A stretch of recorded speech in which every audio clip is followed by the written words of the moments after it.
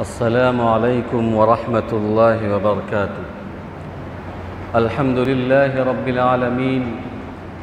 والعاقبۃ للمتقین والصلاة والسلام علی سید الانبیاء والمرسلین، اما بعد فاعوذ باللہ من الشیطان الرجیم، بسم اللہ الرحمن الرحیم۔ واعبدوا اللہ ولا تشرکوا به شیئا وبالوالدین احسانا وبذي القربى والجار ذي القربى والجار الجنب والصاحب بالجنب وابن السبيل وما ملكت أيمانكم إن الله لا يحب من كان مختالا فخورا۔ صدق الله العظيم۔ اللهم صل على سيدنا مولانا محمد في أول كلامنا، اللهم صل على سيدنا مولانا محمد في أوسط كلامنا، اللهم صل على سيدنا مولانا محمد في آخر كلامنا۔ معزز سامعین کرام، گزشتہ کئی ہفتوں سے تقریباً 2 مہینے سے آپ تمام حضرات حقوق العباد یعنی بندوں کے حقوق پر گفتگو سماعت فرما رہے ہیں۔ بندوں کے حقوق کے ضمن میں چونکہ والدین کا بھی حق ہوتا ہے، ماں باپ کا بھی حق ہوتا ہے، رشتہ دار کا بھی حق ہوتا ہے، تو آپ نے اس پر بھی گفتگو سماعت کی۔ بندوں کے حق میں ایک حق پڑوسیوں کا بھی ہے۔ آج ہم بات کرنے والے ہیں پڑوسیوں کے حقوق کے متعلق کہ ہم پر ہمارے پڑوسیوں کا کیا حق ہوتا ہے، اور اس سلسلے میں قرآن نے کیا ہماری رہنمائی فرمائی ہے، حدیث نے ہماری کیا رہبری کی ہے، ہم اس کو سمجھتے ہیں تاکہ ہمارے لیے پڑوسیوں کا حقوق ادا کرنا بالکل آسان ہو جائے اور ہم اپنے تمام پڑوسیوں کا حق بالکل ادا کر سکیں۔ ہم اپنی گفتگو شروع کرنے سے پہلے ایک بات سمجھنا ہمارے لیے بہت ضروری ہے کہ ایک لفظ ہے جار، جس کی جمع آتی ہے جیران۔ واحد ہے جار اور جمع آتی ہے جیران۔ عربی میں اس کے معنی ہوتے ہیں پڑوسی کے۔ جار جمع جیران معنی پڑوسی۔ جار کو جار اس وجہ سے کہتے ہیں کہ یہ اطراف و اکناف میں ہوتا ہے، یہ کنارے میں ہوتا ہے، یہ ہمارے گھر کے سائیڈ اور کنارے اور اطراف میں ہوتا ہے، تو عربی میں اسی وجہ سے اس کو جار کہا جاتا ہے۔ اسی وجہ سے حرف جر کا بھی استعمال نحو کے اندر ہوتا ہے، کیونکہ وہ اطراف اور اکناف اور کنارے پر ہوتا ہے۔ ہمارے گھر کے باؤنڈری پر جو گھر ہوتا ہے اس کو پڑوسی کہتے ہیں، کیونکہ وہ ہمارے گھر کے کنارے پر ہوتا ہے، اطراف میں ہوتا ہے۔ یہ لفظ بار بار قرآن حدیث کے حوالے سے آپ کے سامنے آئے گا، جس کے معنی پڑوسی ہیں۔ آپ اس لفظ کو یاد رکھیں، جار اور جیران، تاکہ ہمیں حدیث سمجھنے میں اور قرآن کی آیت سمجھنے میں کوئی دشواری اور مشکل نہ ہو۔ قرآن کریم کی آیت ہے، اللہ تبارک و تعالیٰ فرماتے ہیں وَاعْبُدُوا اللَّهَ وَلَا تُشْرِكُوا بِهِ شَيْئًا وَبِالْوَالِدَيْنِ إِحْسَانًا وَبِذِي الْقُرْبَى وَالْجَارِ ذِي الْقُرْبَى وَالْجَارِ الْجُنُبِ وَالصَّاحِبِ بِالْجَنبِ وَابْنِ السَّبِيلِ وَمَا مَلَكَتْ أَيْمَانُكُمْ إِنَّ اللَّهَ لَا يُحِبُّ مَنْ كَانَ مُخْتَالًا فَخُورًا۔ تم اللہ کی عبادت کرو، اللہ کے ساتھ کسی کو شریک نہ ٹھہراؤ، والدین کے ساتھ حسن سلوک کرو، رشتہ دار کے ساتھ حسن سلوک کرو، پڑوسیوں کے ساتھ حسن سلوک کرو اگر وہ پڑوسی رشتہ دار ہیں، اور ایسے پڑوسی کے ساتھ بھی حسن سلوک کرو جو رشتہ دار نہیں ہیں، یا وصاحب بالجنب، جو پہلو کا ساتھی ہے۔ پہلو کے ساتھی سے مراد سفر کا ساتھی، ہمارے ساتھ اگر پڑھتا ہو تو تعلیم والا ساتھی، اور ہمارے ساتھ کام کرتا ہے تو کام کاج والا ساتھی، کام کاج والا ساتھی، درسی ساتھی اور سفر کا ساتھی۔ وابن السبیل سے مراد مہمان ہیں اور مسافر ہیں۔ وما ملکت ایمانکم سے مراد وہ لوگ جو ہمارے ماتحت آتے ہیں، نوکر چاکر اور کام کرنے والے مزدور مستری لوگ جو ہم سے جڑے ہوئے ہیں۔ تو خلاصہ یہ ہے کہ اللہ تبارک و تعالیٰ نے سورہ نساء کے اندر 5ویں پارے میں پڑوسیوں کو 5 قسموں پر تقسیم کیا ہے۔ ایک پڑوسی وہ ہے جو ہمارے گھر کے بازو میں ہے اور ہمارا رشتہ دار ہے، تو اس کو اللہ تبارک و تعالیٰ نے کہا کہ والجار ذی القربہ، کہ یہ ہمارا پڑوسی بھی ہے، ہمارا رشتہ دار بھی ہے۔ ایک پڑوسی وہ ہے جو ہمارا رشتہ دار نہیں ہے لیکن ہمارے گھر کے بازو میں ہے، تو اس کو اللہ تبارک و تعالیٰ نے کہا کہ والجار الجنب۔ اور ایک پڑوسی وہ ہے جو ہمارے سفر کا ساتھی ہے، یا ہمارا درسی ساتھی ہے، تعلیمی ساتھی ہے، جس کے ساتھ ہم نے کالج کیا ہے، اسکول کیا ہے، یونیورسٹی کیا ہے،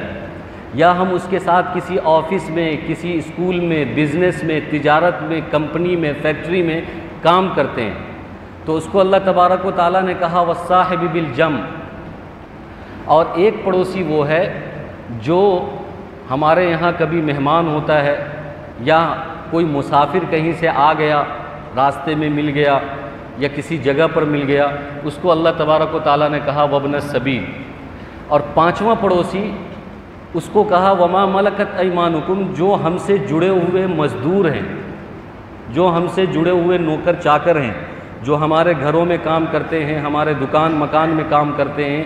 یہ بھی ایک قسم کے پڑوسی ہیں۔ تو یہ کل ملا کر 5 ہوئے۔ ان پانچوں کے ساتھ اللہ تبارک و تعالیٰ نے فرمایا کہ وَبِذِي الْقُرْبَى وَالْجَارِ الْجُنُبِ وَالصَّاحِبِ بِالْجَنبِ وَابْنِ السَّبِيلِ وَمَا مَلَكَتْ أَيْمَانُكُمْ، ان کے ساتھ حسن سلوک کرو، ان کے ساتھ اچھا معاملہ کرو، ان کے ساتھ خیر کا معاملہ کرو، ان کے ساتھ بلائی کا معاملہ کرو، ان سے اچھے سے پیش آؤ، ان کے ساتھ بدتمیزی نہ کرو، ان کو تکلیف نہ دو۔ یہی مضمون اس آیت کریمہ کے اندر اللہ نے ہمیں سمجھایا۔ قرآن کریم کے اندر ہے کہ وَاعْبُدُوا اللَّهَ وَلَا تُشْرِكُوا بِهِ شَيْئًا وَبِالْوَالِدَيْنِ إِحْسَانًا، کہ وَبِالْوَالِدَيْنِ إِحْسَانًا کا عطف پوری آیت کے جز پر ہو رہا ہے۔ وَبِالْوَالِدَيْنِ إِحْسَانًا، والدین کے ساتھ حسن سلوک کرو، وَبِذِي الْقُرْبَى رشتہ دار کے ساتھ حسن سلوک کرو، پڑوسی کے ساتھ حسن سلوک کرو، اور پھر اس کے بعد جتنی تفصیلات ابھی میں نے آپ کے سامنے رکھی ان تمام کے ساتھ حسن سلوک کرو۔ حسن سلوک کا کیا مطلب ہے؟ حدیث کے اندر اللہ کے نبی صلی اللہ علیہ وسلم نے بہت اچھے سے سمجھایا ہے۔ ایک صحابی ہیں حضرت شریح بن خزائی، حضرت شریح خزائی رضی اللہ تعالیٰ عنہ، یہ روایت کرتے ہیں، یہ حدیث مسلم شریف کے اندر ہے۔ فرماتے ہیں کہ اللہ کے نبی صلی اللہ علیہ وسلم نے فرمایا کہ من کان یؤمن باللہ والیوم الآخر فلیحسن جارہ یا فلیحسن الی جارہ، کہ جو شخص اللہ اور اللہ کے رسول پر اور آخرت پر ایمان رکھتا ہے، اس کو چاہیے کہ وہ اپنے پڑوسی کے ساتھ حسن سلوک کرے، اس کو چاہیے کہ وہ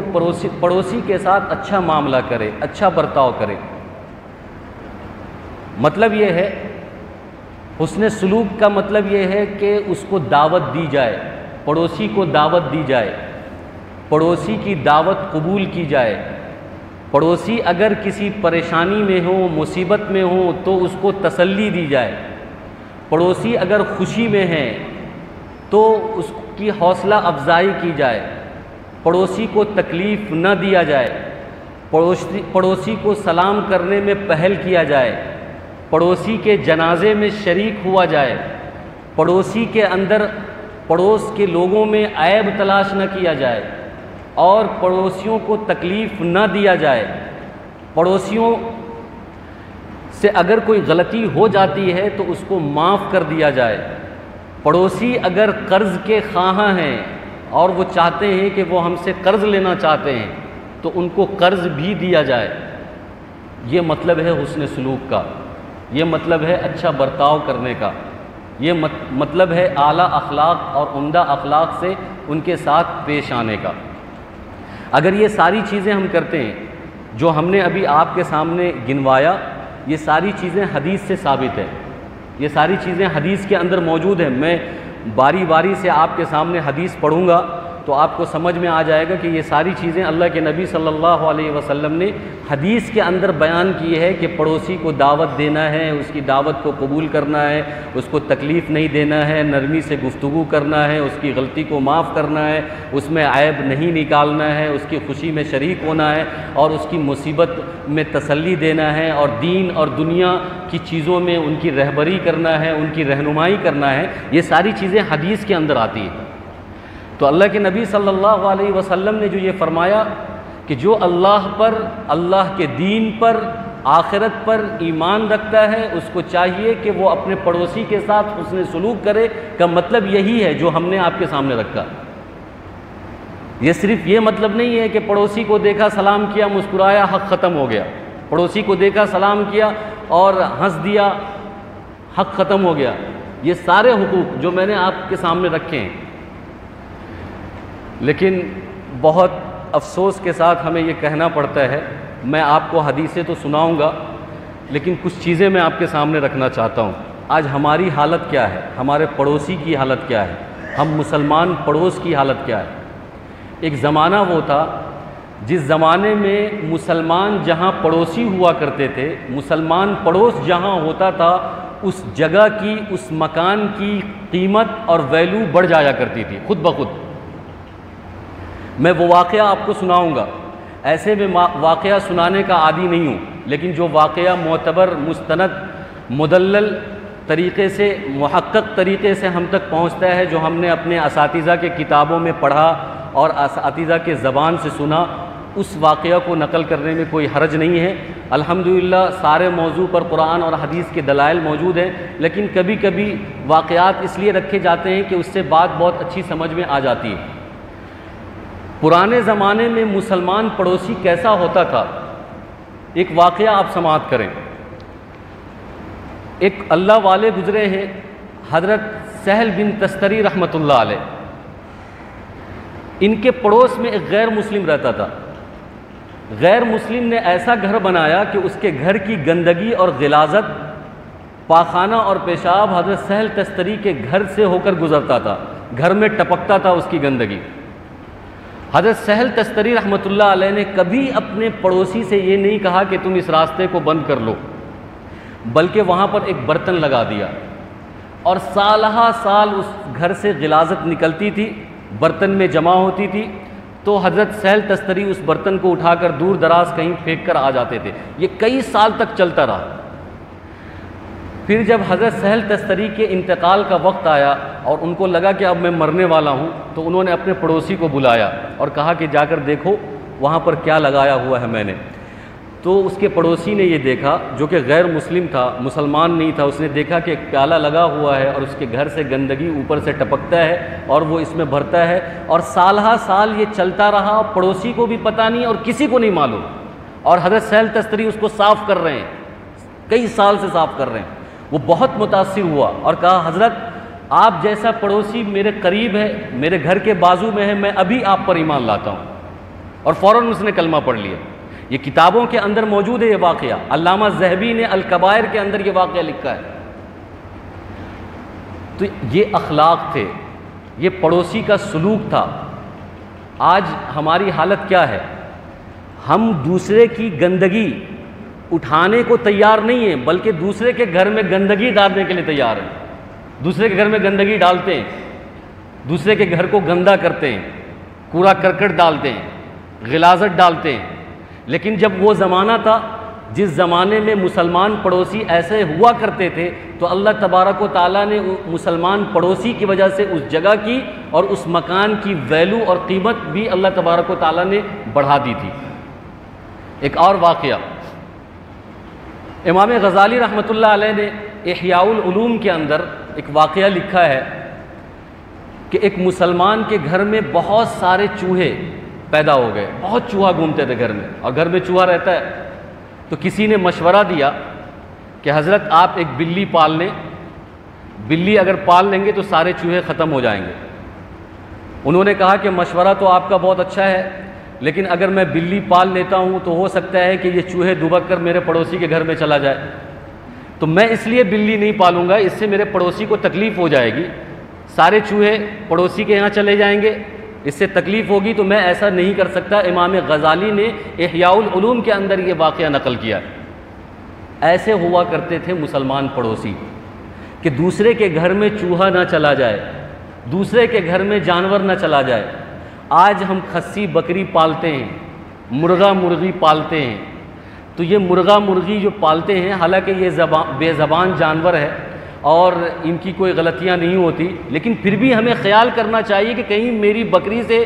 میری کھسی سے میری مرغی سے، میرے مرغے سے، میرے بطخ سے کسی پڑوسی کو تکلیف تو نہیں ہو رہی ہے، وہ گھر میں جا کر لیٹرنگ تو نہیں کر دے رہا ہے کسی دوسرے پڑوسی کی. اگر ہم پال رہے ہیں تو خیال رکھنا ہے. جب وہ پڑوسی ایسے ہوتے تھے تو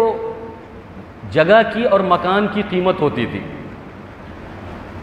اصل واقعہ مجھے یہ والا سنانا تھا، لیکن تمہید باندھنے کے لیے میں نے آپ کو 2 واقعہ سنایا.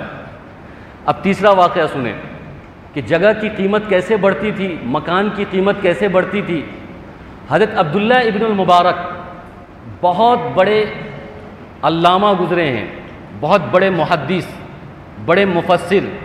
حضرت امام اعظم ابو حنیفہ رحمۃ اللہ علیہ کے شاگرد حضرت عبداللہ ابن المبارک، ان کے پڑوس میں ایک یہودی رہتا تھا.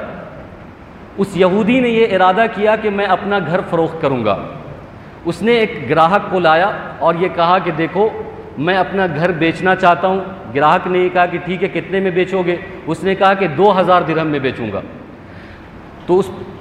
گراہک نے یہ کہا کہ یہ اس علاقے میں جو ویلیو ہے جگہ کی، گھر کی، وہ 1000 درہم ہوتی ہے، تم 2000 کیوں بول رہے ہو؟ میں نے کئی جگہ مارکیٹ میں پتہ کیا ہے، تمہارے گھر کی جو ویلیو ہے اس کی قیمت 1000 درہم بنتی ہے، تم 2000 کیوں بول رہے ہو؟ اس یہودی نے کہا کہ ہاں صحیح بات ہے، تم صحیح کہہ رہے ہو کہ اس جگہ کی قیمت اور میرے گھر کی قیمت مارکیٹ ویلیو کے حساب سے 1000 درہم بنتی ہے، لیکن میرے گھر کے پڑوس میں ایک شخص رہتا ہے عبداللہ ابن المبارک، اور وہ میرا پڑوسی ہے، اس کی قیمت میں 1000 لگا رہا ہوں، کیونکہ وہ ایسا پڑوسی تم کو مل رہا ہے کہ وہ اس کی کوئی قیمت ہی نہیں ہے. وہ جب تم اس کے بازو میں رہو گے تو وہ انمول ہے، وہ تم کو کوئی تکلیف نہیں دے گا، وہ تم کو پریشان نہیں کرے گا، وہ تمہیں کسی طرح کی مصیبت میں نہیں ڈالے گا، بلکہ ہر اعتبار سے تمہاری مدد کرے گا، اور تم بہت مامون اور محفوظ رہو گے. تو جگہ کی قیمت، گھر کی قیمت 1000 درہم ہے، لیکن جو پڑوسی شریف مہذب پڑوسی میں تم کو دے رہا ہوں اس کی قیمت 1000 درہم ہے، اس لیے تم کو 2000 درہم دینا ہوگا. اور اس نے دیا. جب پڑوسی ایسے ہوتے ہیں تو جگہ کی قیمت، مکان کی قیمت بڑھتی ہے. آج ہماری حالت کیا ہے؟ آج ہم گراؤنڈ ریئلٹی دیکھیں، زمین پر اتر کر دیکھیں، اپنے آنکھ سے دیکھیں، کان سے سنیں. مسلمان پڑوسی جہاں پر ہوتا ہے نا، وہاں پر لوگ اپنی سوسائٹی اور اپنا اپارٹمنٹ اور اپنا گھر لینا نہیں چاہتے. یہ حقیقت ہے، ایسا نہیں بول رہا ہوں. شہر میں آپ دیکھیں گے جہاں مسلمان کا علاقہ ہے، جہاں پر مسلمان کی کثرت ہے، جہاں مسلمان کثرت سے رہتے ہیں، وہاں پر لوگ رہنا پسند نہیں کرتے ہیں، اپنی سوسائٹی بسانا پسند نہیں کرتے ہیں. ان کا گمان یہ ہے کہ یہ لوگ گندے رہتے ہیں، یہ لوگ بے تعلیم رہتے ہیں، ان کے اندر کوئی ڈھنگ نہیں ہے، ان کے اندر کوئی رنگ نہیں ہے، ان کے اندر کوئی سلیقہ نہیں ہے، یہ بہت گندگی پھیلا کے رکھتے ہیں. اگر ہم اپنا گھر یہاں پر لے لیں گے تو ہمارے بچے کی نسل خراب ہو جائے گی، مستقبل خراب ہو جائے گا، اور گندگی آ جائے گی، اور ہمارے بچے بھی ان پڑھ گنوار ہو جائیں گے. اس لیے ہم مسلمان کے علاقے میں اپنا گھر نہیں خریدیں گے، مسلمان کو اپنا پڑوسی نہیں بنائیں گے. اور کئی جگہوں پر تو آپ نے اگر دیکھا ہے، نہیں دیکھا لیکن ہم نے دیکھا ہے، ممبئی کے علاقے میں باضابطہ بورڈ پر لکھا ہوتا ہے، بورڈ پر ایک اپارٹمنٹ ہے فروخت کے لیے، کرائے کے لیے، تو اس پر لکھا ہوا آتا ہے کہ مسلمان کی نو انٹری، یعنی مسلمان اس میں کرایہ نہیں لے سکتا ہے. ہر قوم کے لوگ لے سکتے ہیں، ہر دھرم کے لوگ لے سکتے ہیں، لیکن مسلمان کو اس گھر میں کرایہ نہیں ملے گا. مسلمان آ کے وہاں نہیں رہ سکتا ہے. لوگ کرایہ دینے کے لیے تیار نہیں ہے، مسلمان کو، مسلمان کے بازو میں رہنے کے لیے تیار نہیں ہے. یہ ریئلٹی ہے، یہ حقیقت ہے، یہ صرف پھیکی باتیں نہیں ہیں. آپ شہروں میں چل پھر کر اندازہ لگائیں تو آپ کو سمجھ میں آئے گا کہ لوگ مسلمان کے پڑوس میں نہ رہنا چاہتے ہیں اور نہ مسلمان کو اپنا کرایہ دار بنانا چاہتے ہیں. یہ ہے ہماری حقیقت، یہ ہے ہمارا اخلاق، یہ ہے ہماری فطرت. ہم نے اپنے آپ کو اتنا گرا دیا ہے، عادات کے طور پر، اخلاق کے طور پر، کردار کے طور پر. جس زمانے میں، کسی زمانے میں مسلمان جہاں رہتا تھا وہاں اس زمانے میں اس جگہ کی، اس مکان کی قیمت بڑھ جاتی تھی، جیسے کہ میں نے عبداللہ ابن المبارک کا واقعہ سنایا. اور آج ہماری حالت یہ ہے کہ ہمارے بازو میں کوئی رہنا پسند نہیں کرتا ہے، اور ہمارے بازو میں کوئی کرایہ پر رہنا بھی پسند نہیں کرتا اور کرایہ پہ دینا بھی پسند نہیں کرتا. ہمیں اپنے اخلاق کو سدھارنا چاہیے، ہمارے اپنے رویے کو بدلنا چاہیے، ہمارے اپنے سلوک کو بدلنا چاہیے. ہمارے اپنے برتاؤ کو بدلنا چاہیے، ہمیں ترقی کی طرف آنا چاہیے، اور ترقی یہ ہے کہ ہم تعلیم کی طرف آئیں، تہذیب کی طرف آئیں، صفائی کی طرف آئیں، اپنے پڑوسی کا بھی گھر دروازہ صاف رکھنے کی کوشش کریں، اپنا بھی گھر دروازہ صاف رکھنے کی کوشش کریں، اپنے محلے کا بھی گھر دروازہ صاف رکھنے کی کوشش کریں، اور اپنے محلے کو بھی صاف ستھرا رکھنے کی کوشش کریں کہ پتہ نہیں کوئی بیماری پیدا ہو جائے، کوئی غلاظت ہو تو پھر لوگوں کو تکلیف ہو۔ یہ ساری ذمہ داری ہماری ہے کہ ہم اپنے گھر کو، اپنے پڑوس کے گھر کو، اپنے گلی کو، اپنے دروازے کو، اپنے محلے کے دروازے کو صاف ستھرا، تعلیمی، تہذیبی، مہذب اور اچھا بنا کر رکھیں۔ ہماری ذمہ داری ہے تاکہ لوگ اشک اشک کریں، رشک کریں کہ دیکھو وہ محلہ ہے، دیکھو وہ علاقہ ہے، دیکھو وہ سوسائٹی ہے، دیکھو وہ گھر ہے، دیکھو وہ دروازہ ہے، وہاں رہنے میں سکون ہے، وہاں گھر لینا چاہیے، وہاں پر رہنا چاہیے۔ لیکن ہم نے تو اپنے آپ کو اتنا گھٹیا بنا دیا ہے کہ غیر قوم بھی ہمارے پاس رہنا پسند نہیں کرتے۔ اس لیے ہمیں اپنی تعلیم اور اپنی عادت دونوں سدھارنی ہوگی، دونوں میں ترقی لانی ہوگی۔ اب آئیے حدیث کے اندر اللہ کے نبی صلی اللہ علیہ وسلم کی حدیث ہم سماعت کرتے ہیں۔ میں آپ کے سامنے کوئی ایسی پھیکی باتیں نہیں کرتا، اب آپ باری باری سے کئی حدیثیں سماعت کریں گے جس سے آپ کو سمجھ میں آئے گا کہ میں نے اب تک جو باتیں کی ہیں وہ سب حدیث سے ثابت ہے، حدیث کے اندر وہ مضمون آیا ہوا ہے۔ حضرت عائشہ رضی اللہ تعالی عنہ، حضرت عبداللہ ابن عمر رضی اللہ تعالی عنہ، یہ دونوں راوی ہیں، اور اس کو امام بخاری نے، امام مسلم نے اپنی حدیث کی کتاب کے اندر نقل کیا ہے۔ حدیث کے اندر کہ اللہ کے نبی صلی اللہ علیہ وسلم فرماتے ہیں کہ ما زال جبریل یوصینی بالجار حتی ظننت انہ سیورثنی۔ یہ متفقن علیہ روایت ہے۔ اللہ کے نبی صلی اللہ علیہ وسلم فرماتے ہیں کہ جبرائیل علیہ السلام نے مجھے پڑوسی کے بارے میں اتنی بار بار مجھے حکم دیتے رہے، اتنا تعلیم دیتے رہے، حضرت جبرائیل علیہ السلام اتنے فرامین اور اتنے پیغام دیتے رہے کہ مجھے تو کہیں یہ خدشہ ہونے لگا، مجھے تو ایسا لگنے لگا کہ شاید اللہ کے نبی صلی اللہ علیہ وسلم کو یہ خدشہ ہونے لگا کہ شاید پڑوسی کو اللہ کے نبی وارث بنا دیں، پڑوسی وارث بن جائے، یعنی وراثت میں حق مل جائے۔ جیسے کہ وارث کا مال کے اندر حق حصہ ہوتا ہے، تو کہیں ایسا نہ ہو کہ پڑوسی کا بھی مال وراثت میں حق حصہ نکل آئے۔ اتنی تعلیم اللہ کے نبی صلی اللہ علیہ وسلم کو حضرت جبرائیل علیہ السلام نے دی۔ تو اس سے یہ بات سمجھ میں آئی کہ مال وراثت میں گرچہ کے پڑوسی کا حصہ نہیں ہے، حق حصہ نہیں ہے، لیکن وارثوں سے کم حق پڑوسیوں کا بھی نہیں ہے۔ مال وراثت میں حصہ نہیں ہے، مال وراثت میں وارثوں کا ہی حق حصہ ہے، لیکن پڑوسیوں کا حق وارثوں سے بھی کم نہیں ہے۔ ہر موقع سے پڑوسی کو یاد کرنا ہے۔ کب یاد کرنا ہے؟ اللہ کے نبی صلی اللہ علیہ وسلم فرماتے ہیں، حضرت ابو ذر رضی اللہ تعالیٰ عنہ اس کے راوی ہیں، امام مسلم نے مسلم شریف کے اندر اس حدیث کو نقل کیا ہے کہ فرماتے ہیں کہ یا ابا ذر اذا طبخت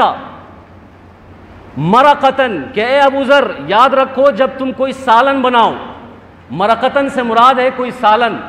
اور عام طور سے علماء نے کہا ہے کہ گوشت یا کوئی اچھا سالن بناؤ تو فَأَكْثِرْ مَاءَهَا، تو اس سالن میں پانی ملا دیا کرو، پانی ڈال دیا کرو۔ تَعَاهَدْ جِيرَانَكَ، تم اپنے پڑوسیوں کا خیال رکھا کرو۔ تو حضرت ابو ذر رضی اللہ تعالیٰ عنہ کو اللہ کے نبی صلی اللہ علیہ وسلم نے یہ وصیت کی، یہ تعلیم دی، یہ حکم دیا کہ ابو ذر جب تم سالن بناؤ تو سالن کے اندر پانی اس لیے ملاؤ تاکہ پڑوسیوں کے ہاں بھی بھیجوانا ہے، سالن پڑوسیوں کے یہاں بھی دینا ہے۔ اور آگے ایک لفظ بھی بڑھایا، وَتَعَاهَدْ جِيرَانَكَ، کہ تم اپنے پڑوسیوں کا خیال رکھو۔ آج ہمیں خیال رکھنا چاہیے، اس بات کا خیال رکھنا چاہیے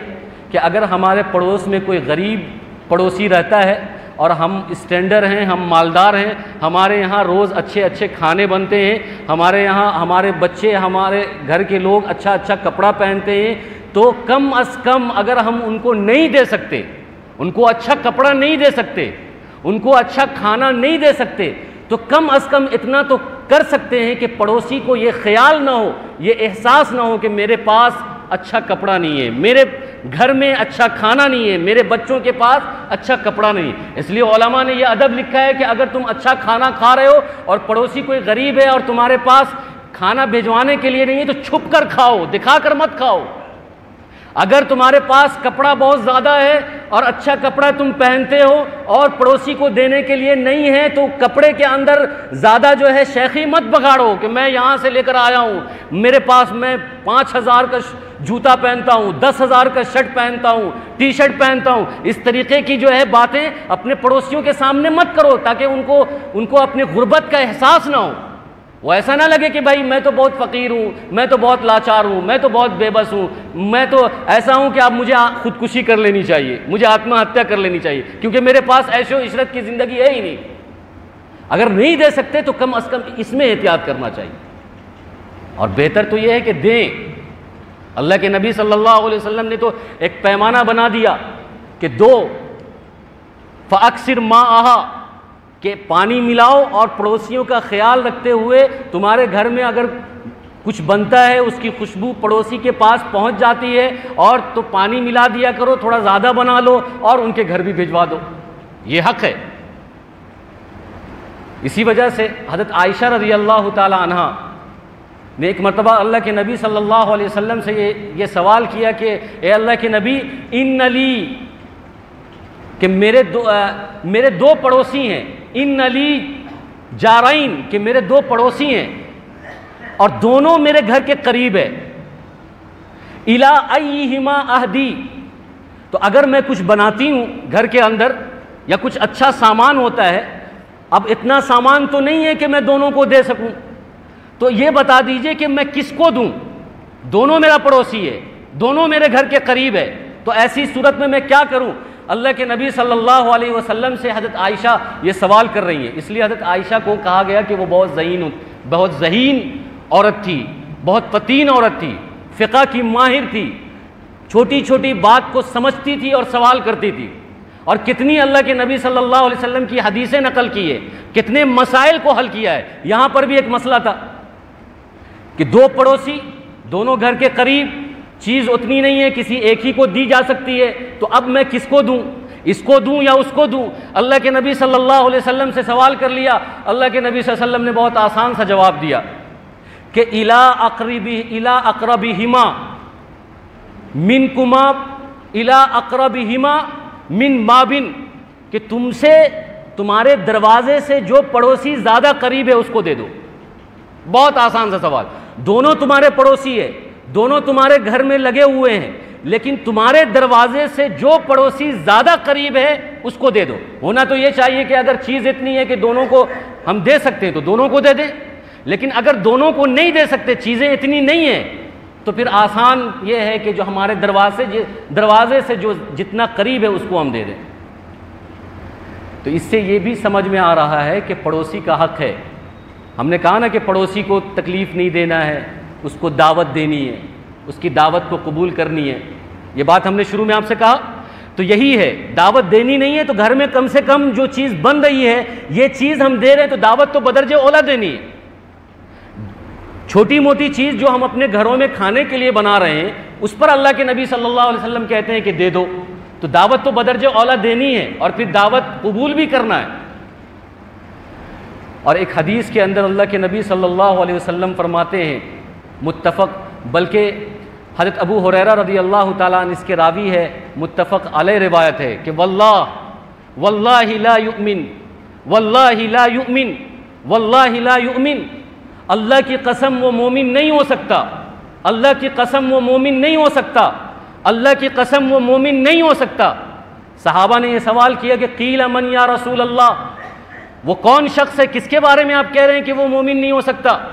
اللہ کے نبی صلی اللہ علیہ وسلم نے فرمایا کہ الذی لا یأمن جارہ بوائقہ، کہ وہ شخص جس کا پڑوسی اس کے شر سے، اس کی مصیبت سے محفوظ اور مامون نہ ہو، وہ شخص مومن نہیں ہو سکتا۔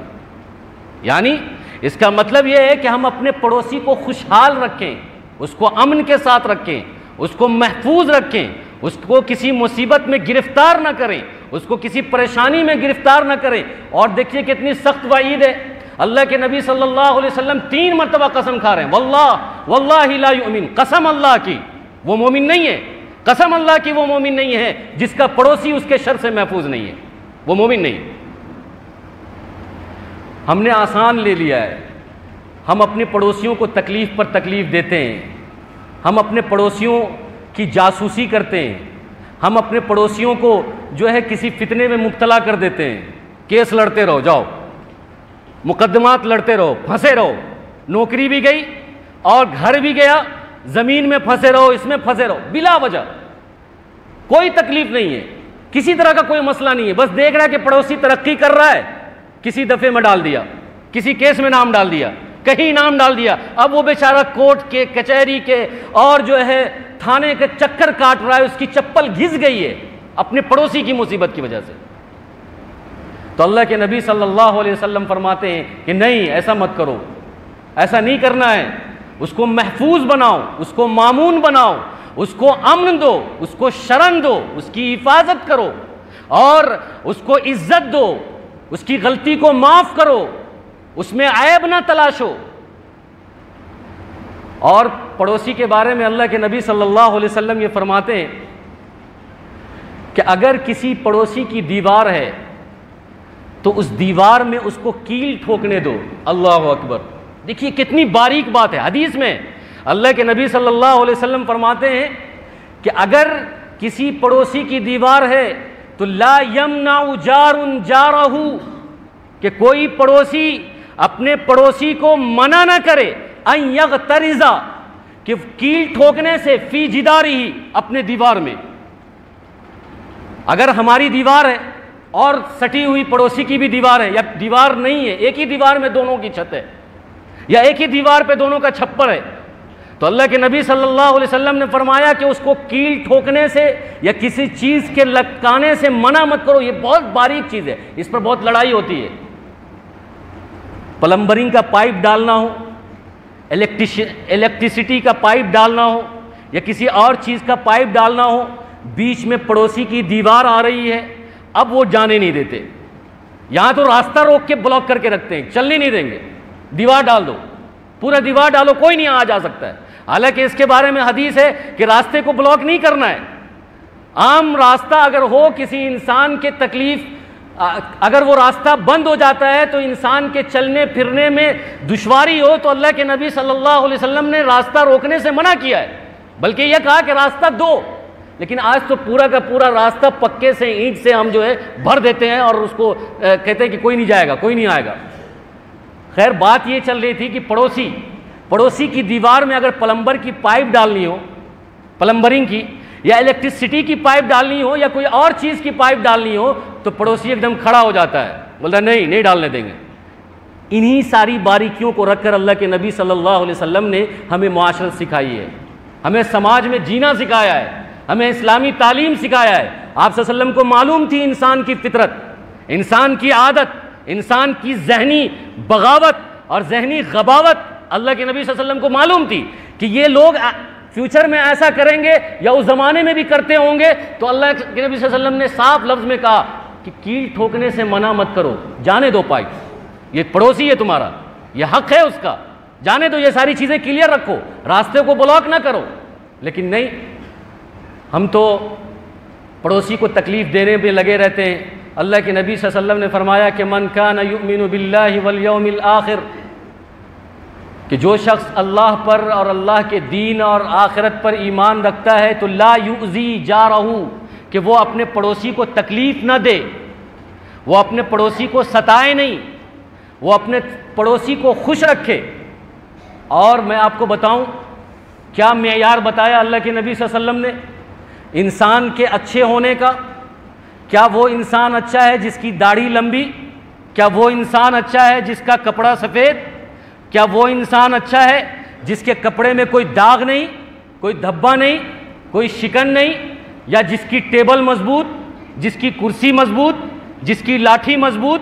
جس کا دسترخوان مضبوط؟ اللہ کے نبی صلی اللہ علیہ وسلم نے جو انسان کے پرکھنے کا معیار بتایا ہے وہ آپ غور سے سنیے۔ اللہ کے نبی صلی اللہ علیہ وسلم فرماتے ہیں اللہ کے نزدیک وہ بندہ محبوب ہے،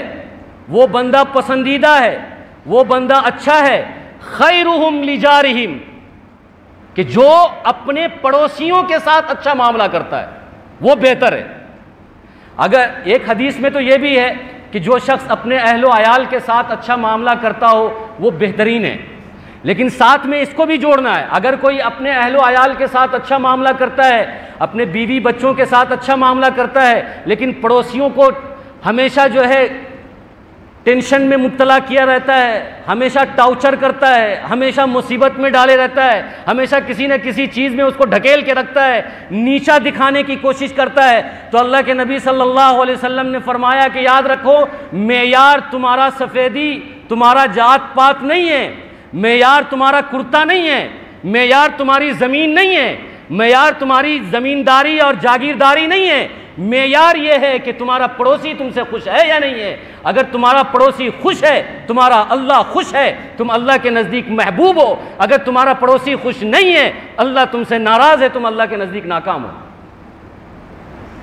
اور دیکھیے ایک اور حدیث، اللہ کے نبی صلی اللہ علیہ وسلم فرماتے ہیں کہ لا تحقرن جارۃ لجارہا، کہ کوئی اپنے پڑوسی کو حقیر نہ سمجھے،